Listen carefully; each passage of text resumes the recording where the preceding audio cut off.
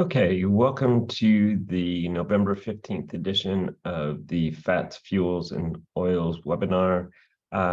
This week, we're going to do our usual thing. We'll talk about the veg oil markets, and then we'll talk a bit about what's going on in bleachable fancy tallow, and then talk about feedstock profitability for biofuels, and then go through our regular sort of forecasts for biofuel margins and credit prices. All right, so last week we got the WASDE report, and I think there weren't a lot of really significant changes in the report. We'll kind of go through it a little bit in a little bit more detail. Maybe one of the surprising things in the report was an increase in U.S. soybean yields. The USDA had been sort of cutting the yield, and they reversed that in November and offset most of the the prior month's cut. If you look at sort of the implied change based on just the change from October to November, it indicates a slightly lower yield than USDA's November estimate, but I guess we'll have to wait to January to kind of see whether that is true or not. I think at this time of the year, we generally have a good sense of what the US crop is going to be. So it's not like we're likely to get a big surprise in January and the yield is going to be, 2 bushels lower or something like that.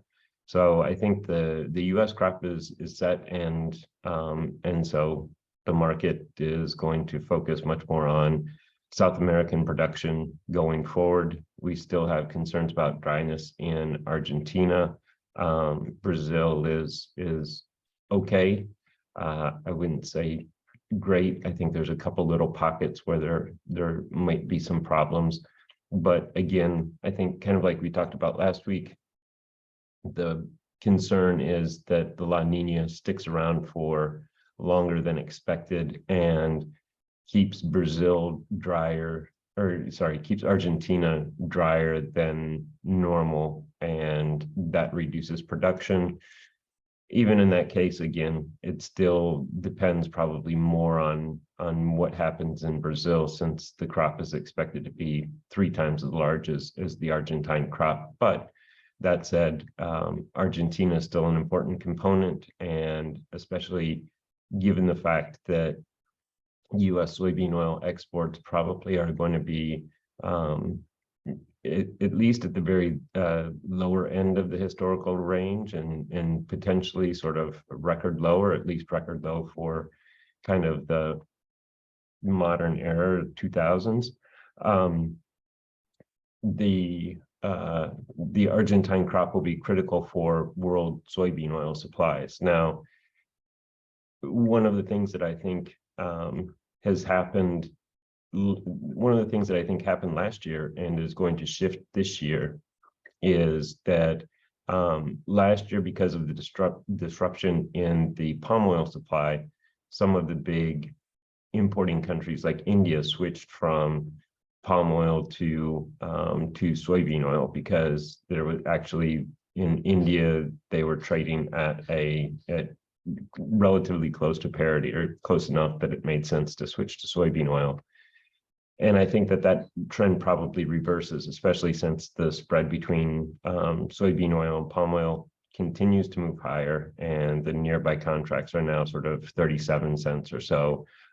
In India, the premium for soybean oil is about $450 a ton, which is about double the usual kind of $200 a ton premium for soybean oil. And so I think one of the things that I've talked a lot about over the last several months is this idea that India and China would need to restock palm oil at some point. And they will still need to restock palm oil, but probably not as much as I had previously thought, because again, they were substituting soybean oil for palm oil, and so they've gotten through last year they met their vegetable oil needs with an increase in soybean oil. Now that'll reverse, and their soybean oil imports will go down, palm oil exports or imports will go up. That's important, and I think you're seeing that reflected right now in the Argentine basis, which dropped again last week. If you look at the prices that I sort of look at every week in preparation for this meeting are kind of RBD soybean oil, crude, and crude at the Gulf, and then Argentine prices, and then canola oil. If you look at the change in all of those prices last week, most of the changes were relatively minor. Futures were down 5 basis points, so basically unchanged. Everything else kind of was within sort of a cent of that move. RBD was up a little bit because basis went up, crude basis went up a little bit.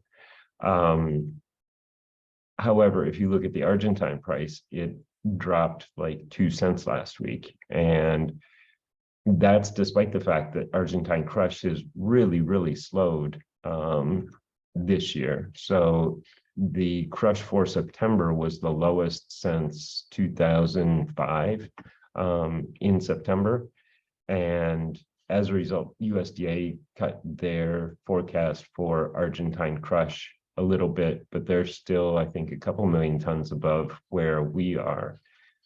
If you get a situation where countries like India are going to shift from soybean oil imports to palm oil, then the soybean oil market may be, the world soybean oil market may be well enough supplied that there isn't a lot of pressure on prices from export demand and the lack of U.S. exports in the market. That is, it's going to be a little bit different. Obviously, what's going on in the U.S. market is domestically driven, and the growth in renewable diesel capacity means that U.S. prices are going to sort of separate themselves a bit from world prices, and the gap between the price of soybean oil at the Gulf and the price of soybean oil in the upper river terminals in Argentina suggests that that has already happened. There's like a 24-cent gap between those prices. But nevertheless, I think that that lower world vegetable oil prices could have a bit of an impact on the U.S. domestic market, even if for no other reason than the Gulf essentially won't be competing with the domestic market for any supply at all. And so that will add, it's tough to gauge how much, but right now I'm predicting that that'll add 450 million pounds of soybean oil. If you just look at last year's exports and our forecast for 22-23 exports, there's a 450 million pound reduction there, roughly. A little bit more than that. And so that additional supply should have an impact on U.S. soybean oil prices. Now, obviously, biofuel demand, feedstock demand is growing, and so you can probably eat that that gain up pretty quickly. And in fact, even with the change in exports and increase in crush, and so sort of record production, relatively high yields, and all of that kind of stuff, we still have non-biofuel usage dropping year over year, and USDA actually added a little bit to their non-biofuel forecast in the WASDE report, and ours may be too low. So even with the additional 500 million pounds, it still becomes kind of tough to get the balance sheet to work out. Now, all of that said, I still have ending stocks just below 2 billion pounds at the end of 22-23, and I don't really expect prices to rise to new record levels. But if non-biofuel demand is unchanged or stronger in 22-23 than it was in 21-22, I think that outlook could potentially change. So while right now it looks like the world veg oil markets, or at least the world soybean oil market, is well enough supplied that Argentine crush can slow down, and Argentine basis is 24 cents below Gulf basis. And that should kind of help domestic prices. The domestic market still can be relatively tight, even with sort of a 2 billion pound carryout. And so that'll make prices coming down a little bit more difficult. It doesn't mean that it's impossible, or that we have shifted our thinking that sort of basis futures that 65 cents is kind of the equilibrium price. But I think that there are risks to the upside, both domestically and internationally, from what's going on in Argentina. I guess the other thing that I'll talk about in the summary, and then we'll kind of run through some of the WASDE changes, and the rest of, we'll get into the forecast part of a little bit, is that last week we were supposed to get the EPA mandates, and they were delayed. I think they are supposed to come out tomorrow, and I think that they are supposed to publish several years of mandates, or at least at one point, I think they said that they were going to publish, I think, 3 years of mandates, so that we don't go through this, or there's not uncertainty about what the mandates are going to be over the next couple of years. We'll see whether the EPA publishes the mandates tomorrow. I think the one sort of consistent thing about the EPA mandates is that they generally don't come when they were supposed to come, and this year was no different. Our expectation for the mandates are relatively modest growth, sort of 2% growth in the overall and advanced mandate, which would leave the implied ethanol mandate at 15 billion gallons. When I've been talking to people, and people ask me about our expectations for the mandates, the question about the ethanol mandate is what the conversation eventually sort of gets around to, because obviously we're not going to get close to producing enough ethanol to meet the mandate this year. There's no reason to think that we're going to do it next year either. And if you kind of assume that there is a little bit of growth in gasoline consumption, maybe you can start to get close to 15 billion gallons in the next little while, next 4 years or so. But in the meantime, you're going to have this shortfall every year that will elevate D6 prices, it will elevate D4 prices, and it will require a lot more biomass-based diesel production to meet the total mandate. I think that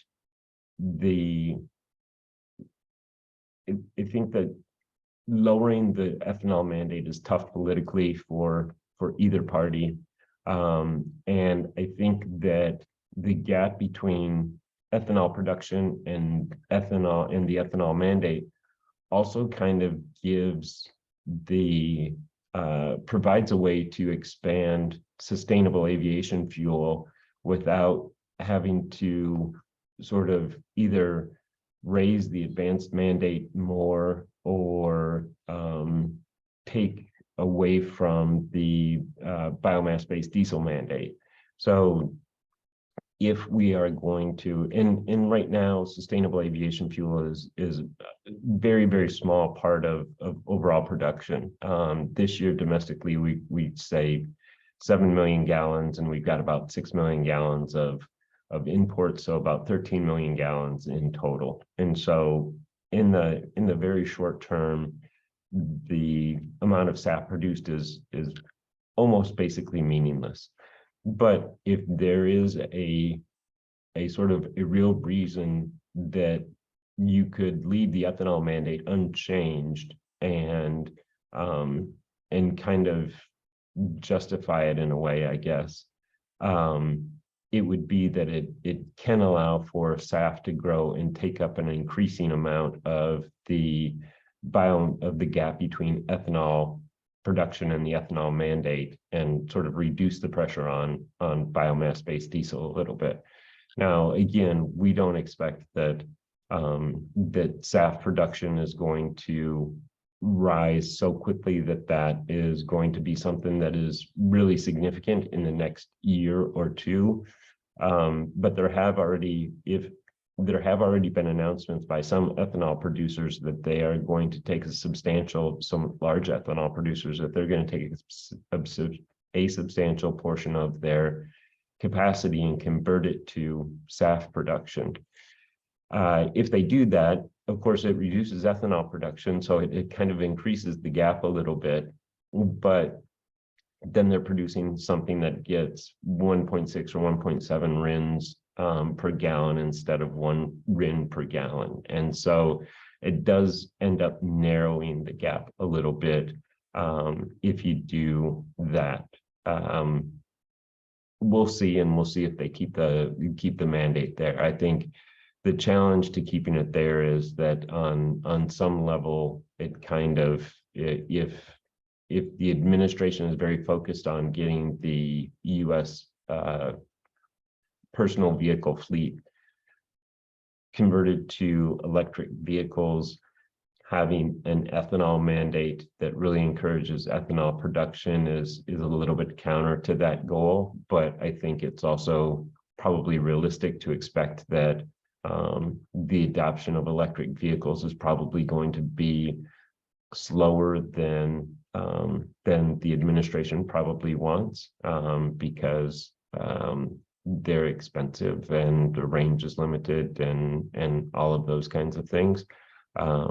So it could lower the mandate, and that wouldn't necessarily surprise me, but I just think because of the politics, I think it's difficult, and we expect it to be 15 billion gallons. And if they release 3 years, honestly, I would expect it to be 15 billion gallons for all 3 years. Okay, with that, let's go to our forecasts. All right, so soybean oil prices have kind of stalled out and have even they've just kind of stalled out basically around the 72 or 73 cent level, soybean oil futures anyway.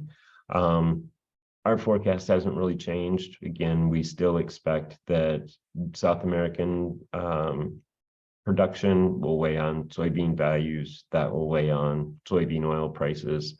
And if the world supply is sufficient to meet demand, I think that probably also weighs a bit on the soybean oil futures market.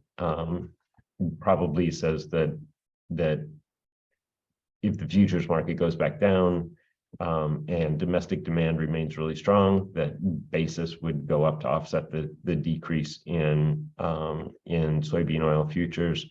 However, I think at least in the relative short term, we're kind of getting into the heart of the crushing season. The NOPA data just came out, and that was monthly crush was like 184, a little bit more than 184 million bushels, within the range of expectations, close to our expectation, and our expectation is built on crushing 2.275 billion bushels of soybeans this year. So kind of recovery from, that's for October, kind of a recovery from September when crush came in.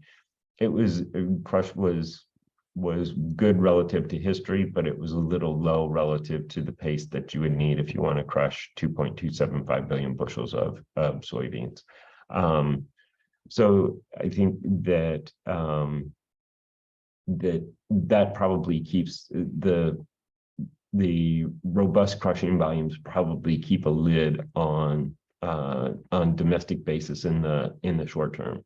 In the longer term, I think a lot of it's going to depend on what non-biofuel demand looks like over the next several months.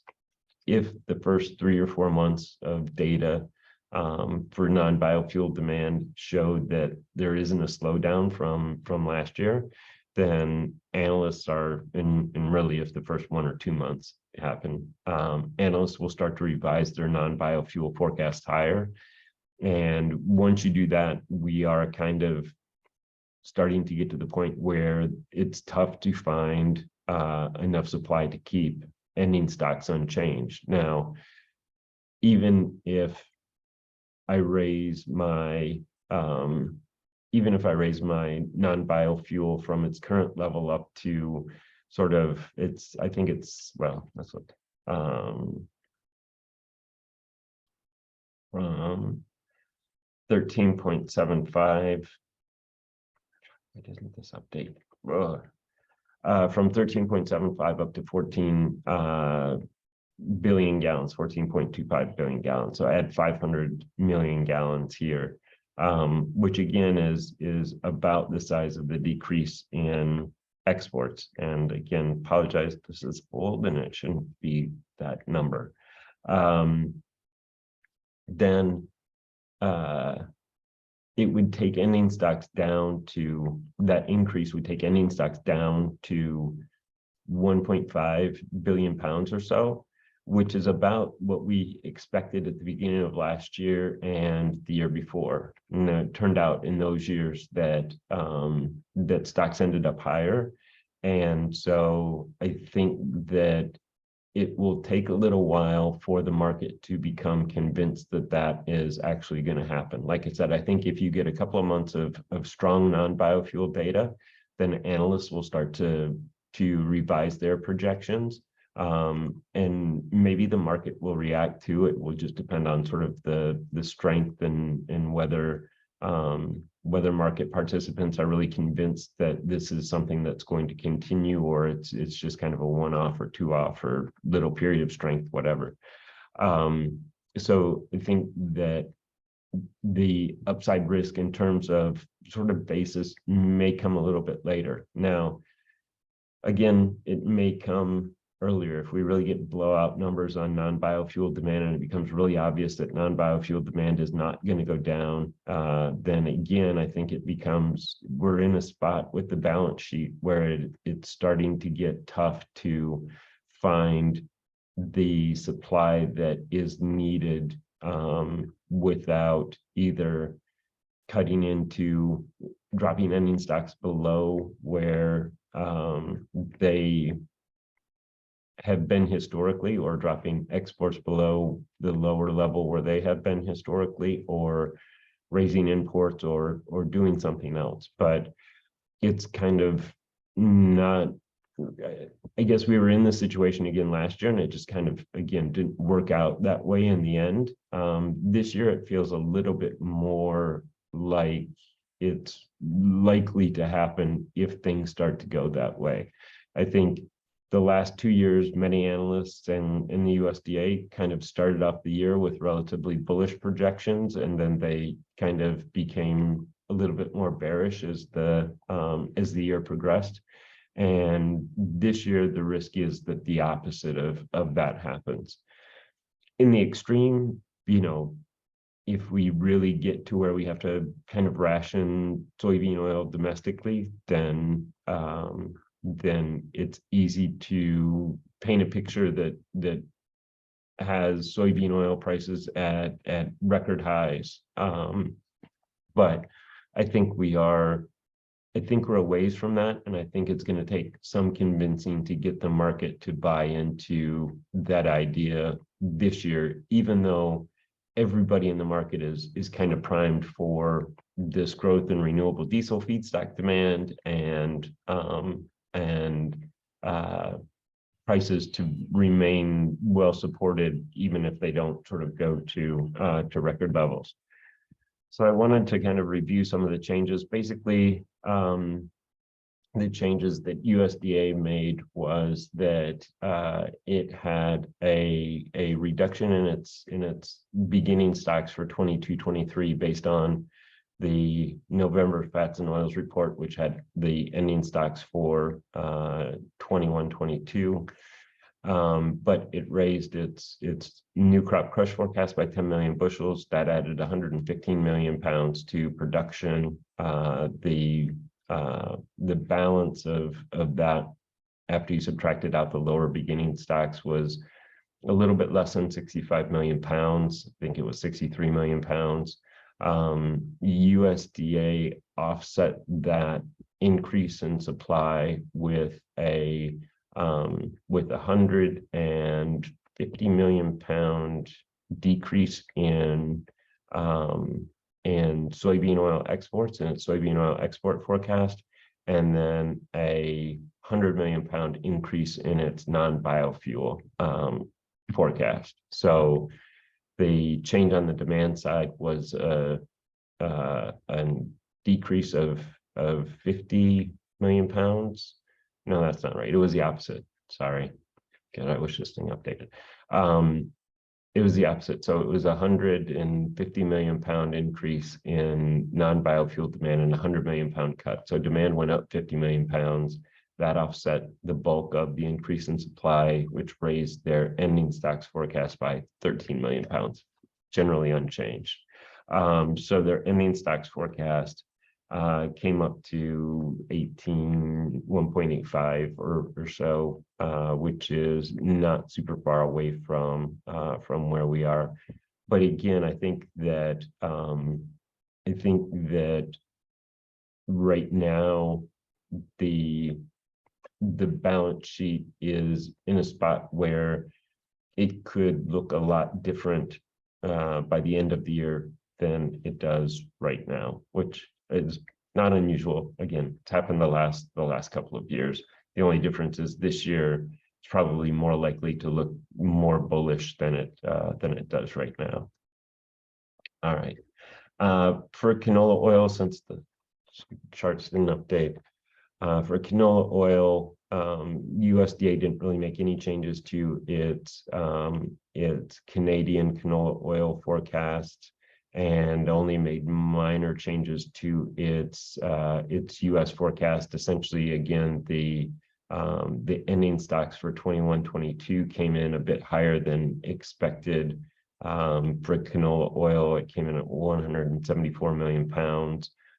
And so that raised beginning stocks. USDA just let that 17 million pound increase fall to its ending stocks forecast, and so didn't really make any changes to production or demand on the US canola oil side. For palm oil, USDA did make some changes. It changed most of 21-22 to kind of be in line with the Malaysian Palm Oil Board data, and then made some changes to its 22-23 forecast that cut its ending stocks forecast a little bit. The biggest difference, or well, there's several differences in USDA's palm oil forecast, balance sheet forecast, and our palm oil balance sheet forecast. But one of the more important is they have a relatively high ending stocks forecast, and they made some changes that I think trimmed that. I'm trying to remember. Anyway, in palm oil, what I really want to talk about, and for canola oil, for canola oil, the one thing that I would note is that we're seeing Canadian crush still accelerate from last year, but the weekly data is slowing relative to last year a little bit. If you look at the data so far for November, it implies a monthly crush of 855,000 tons. That is down. It was down about 50,000 tons from what the first week's data implied. Obviously up significantly from last year, but well below sort of the record pace, which was above 900. I think it was 915,000 tons 2 years ago. So I think what we'll need to see is how that continues to play out. The weekly crush for Canada gives, I think, some indication of North American canola oil demand. Obviously, the US crushes canola as well. But I think it gives a little bit of an indication of U.S. canola oil demand. And one of the things that can potentially, if the U.S. soybean balance sheet kind of starts to trend towards the bullish side, one of the things that can help or can provide sort of a pressure release is canola oil substitution for soybean oil in the food industry. The difference between RBD canola in Los Angeles and RBD canola soybean oil in central Illinois is 1.5 cents, which I think I'm almost positive is below the logistical difference between the two locations. So effectively that says that canola oil is priced at or maybe even a little bit below soybean oil. And so we should start to see that substitution, and part of that substitution is why I think both USDA and we have our non-biofuel demand on soybean oil lower year over year. But what we haven't really seen yet is that start to happen. And again, that's part of the reason why looking at the non-biofuel demand over the next couple months is going to be really important, because if canola oil prices are already essentially at parity with soybean oil, consumers in a lot of cases prefer canola oil to soybean oil in food because it's better for your heart and that kind of thing.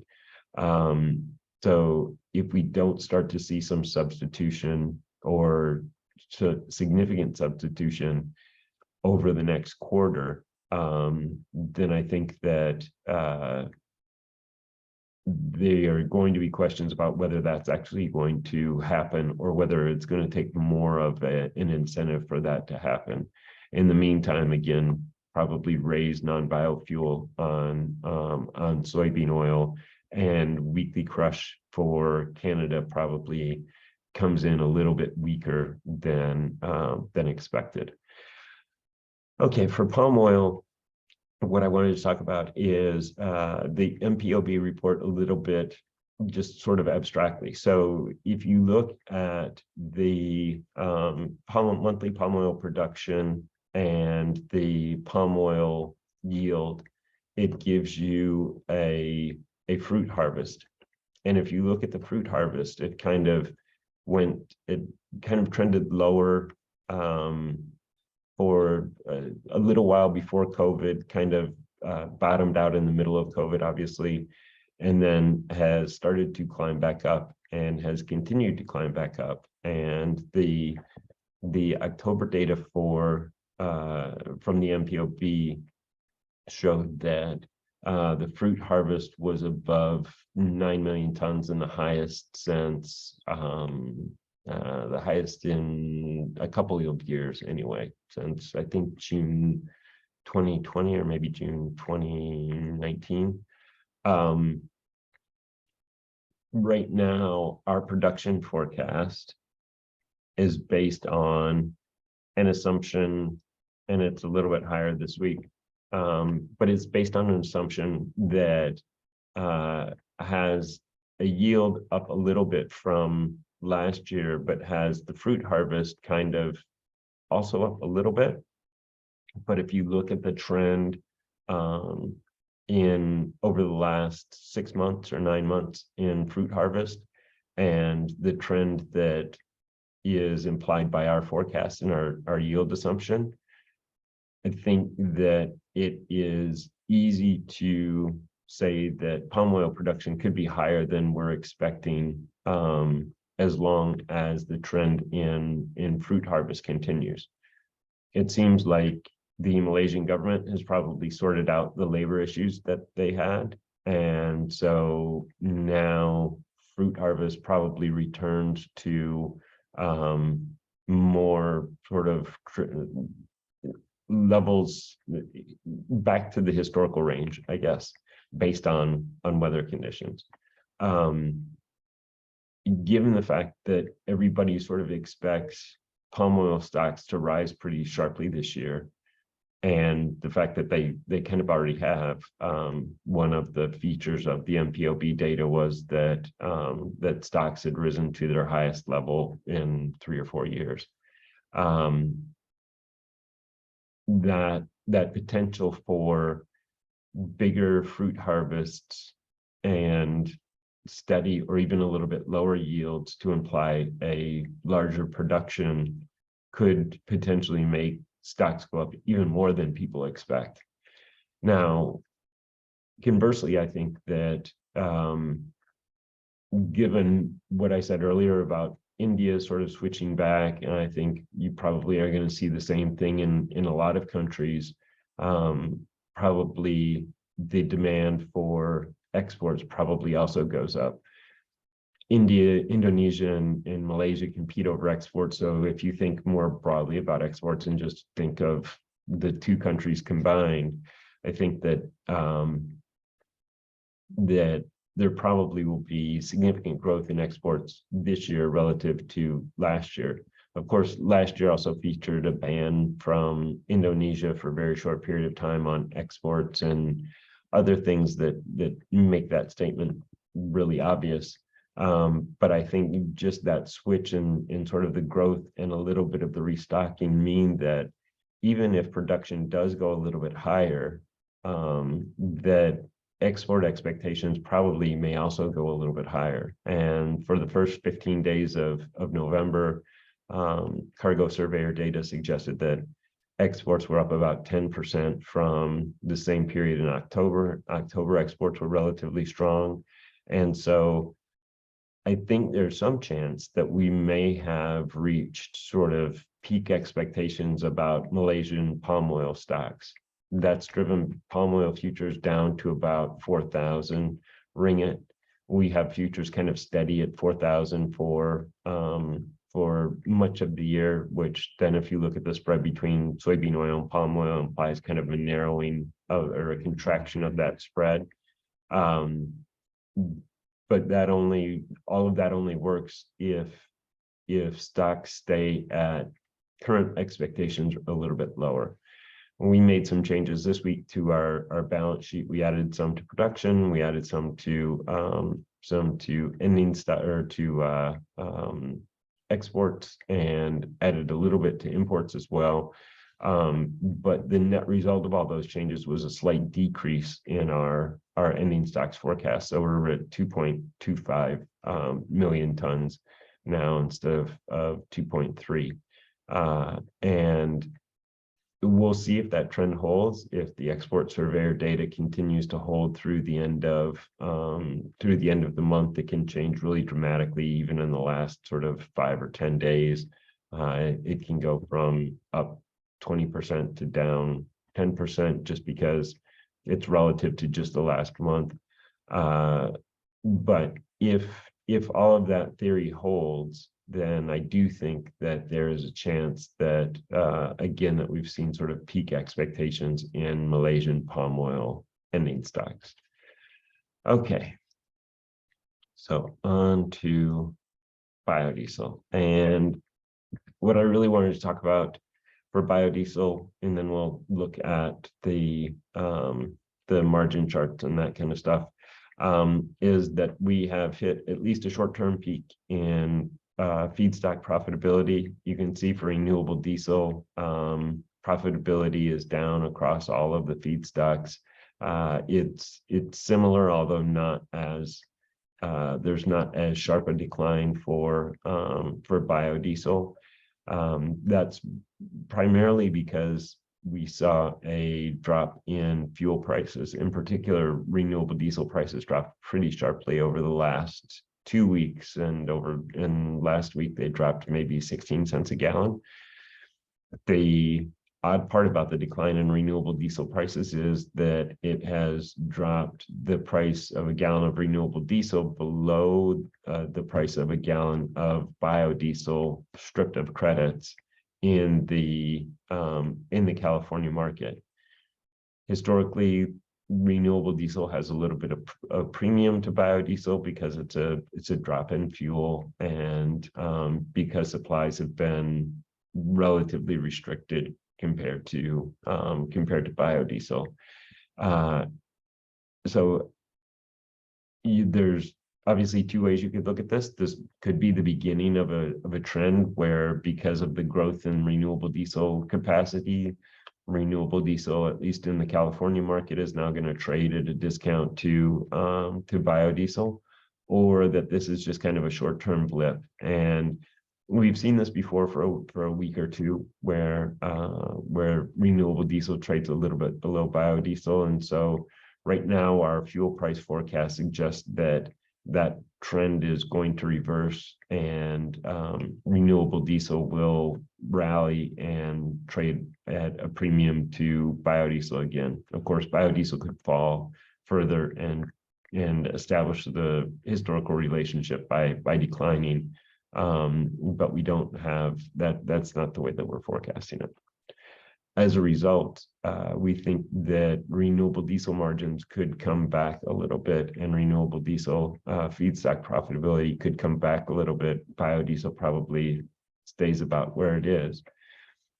I say all that to kind of set up the idea that if you think about the various parts of the margin calculation, with fuel price falling and our forecast for, in the very short term, a little rise in feedstock prices, not a huge rise, but just a slight tick up from where we are right now over the next month or so, or at least headed into the end of the year, then margins, we could be at a spot where margins drop really dramatically, really quickly. So if fuel prices continue to fall, we have problems in Argentina or South American production, and feedstock prices remain well supported, then in general, margins probably move down. RIN prices would offset at least a portion of that decline, but RIN prices are already historically high. And so I think that how margins declined would have some impact on RIN prices. So RIN prices are more closely correlated with feedstock costs. And so if the decline in margins is due to rising feedstock costs, we hold fuel prices steady and raise feedstock costs, then I think there's a better chance that RIN prices offset the decline in margins and keep them fairly steady. If it's a decline in fuel prices and feedstock costs, let's say, even fall, but not as much as fuel prices, then I think that RIN prices probably still will rise to offset a bit of the decline in margins, but it may be a little bit less. I think it'll be interesting to see what happens, because if fuel prices don't come back, then almost certainly we're going to continue to move to contract margins, and then I think it will be very interesting to see how RIN prices react to that.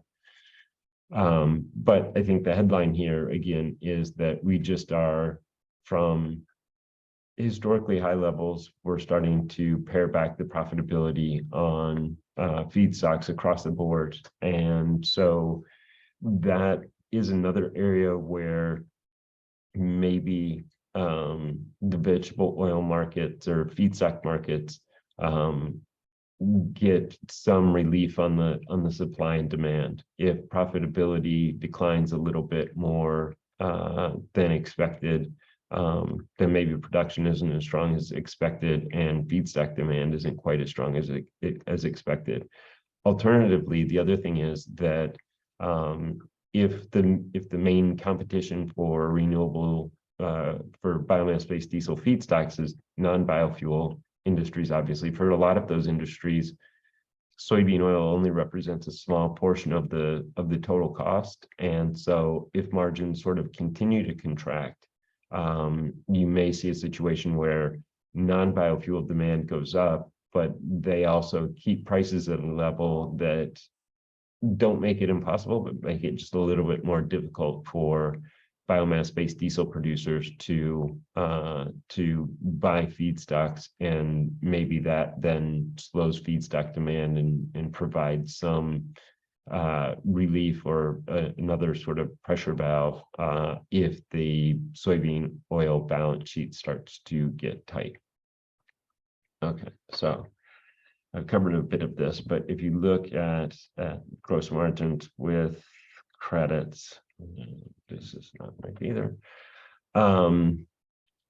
We've had a decline, but really we expect that biodiesel margins probably, at least through the end of the year, probably hold around 90 cents a gallon. I guess that's kind of what this shows. And then we've got fuel prices kind of working their way lower next year, and feedstock prices kind of holding steady. That's what's pressuring biodiesel margins. And sort of a similar situation for renewable diesel. The only difference in renewable diesel is that this week's decline in margins, we think, kind of overshot a little bit. So we think there'll be a little bit of a recovery in renewable diesel margins, again, based on that idea that fuel prices kind of go back and trade back above biodiesel prices. And then they average about, I think, $2.80 a gallon through the end of the year before again declining a little bit next year. All right, our RIN forecast. So this week, the model really wanted to go for it, and these numbers are actually lower than the updated forecast, which you'll see shortly after this. When I go back and get all of these refreshed. But the model really wanted to take RIN prices up, D4 prices, it wanted to take up to above sort of $210, I think, before the end of the year. And D6 prices, I think it wanted to take up to 185 or 190. So we tempered that a little bit. We still have prices kind of going up, but sort of peaking out just a little bit above where they are currently trading, which D4 is around 190, the low 190s, 192, somewhere in there. And I think D6 is around 170, low between 170 and 175 anyway. So we've got both prices kind of going up a little bit into the end of the year, and then kind of the seasonal decline and widening of the spread next year. Next, if we do get the EPA mandates, then next year's forecast could look a lot different. It will just depend on what those mandates look like and our expectations for ethanol production. Again, I don't expect to change, and so I think that probably you'll see something like this, but it may be that in sort of the first quarter that spread narrows up a little bit. And LCFS credit prices, again, haven't changed. The forecast hasn't changed, kind of still in the 65, headed lower in 2023, and then starting to rebound at the end of 2023. All right, with that, if anybody has any questions, happy to answer those.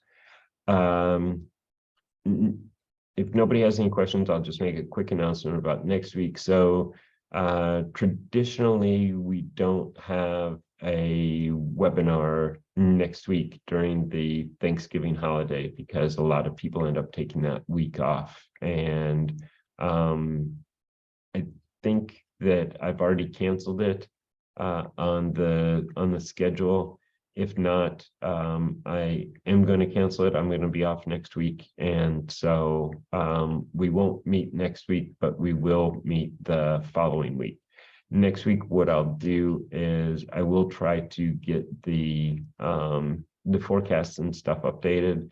I won't publish full articles, but I'll publish just enough so that that the charts and stuff update, which they hopefully will do better than they've done today. All right, with that, thank you everybody for joining. Oh, sorry. I've got 2 questions here. Is the rebound in LCFS toward the end of 2023 a function of a new target to 25%? Yeah, it's a function of the adoption of some of the changes that that CARB is considering. So they're considering lowering the target rate for carbon dioxide reduction or carbon reduction. They're also considering potentially sort of a cap on the amount of biofuel that can be made from lipid derived biofuel, really vegetable oil derived biofuel, and some other changes that would essentially make credit generation a little bit more difficult and deficit generation a little bit easier. And so from my conversations with people at CARB, the timeline is that they kind of discuss the changes through the end of 2022, and then in 2023 they start to study the impact of those changes or whatever the changes that they think they're going to make, and start to plan for making those changes. And then the earliest that they would be implemented is in 2024. And so I think that the market would anticipate those changes a bit, but not that much, right? If there's still a lot of renewable fuel flowing into the California market, it would be tough for the market to rally, even sort of in anticipation of those changes. I think given what's happened to LCFS credit prices, obviously the market is oversupplied. And so if that weren't the case, I would probably build up the forecast a little bit more than I am. But I think given that any increase in LCFS credit prices in the short term is just going to attract more renewable fuel, that the market probably, if it's going to react to the changes, probably doesn't do it until the fourth quarter of 2023. Okay, so that was actually one question. There was a little follow on there. Okay, all right. Thank you everybody for joining. As always, really appreciate it. I hope everybody has a happy Thanksgiving, and I will see you all back here in 2 weeks.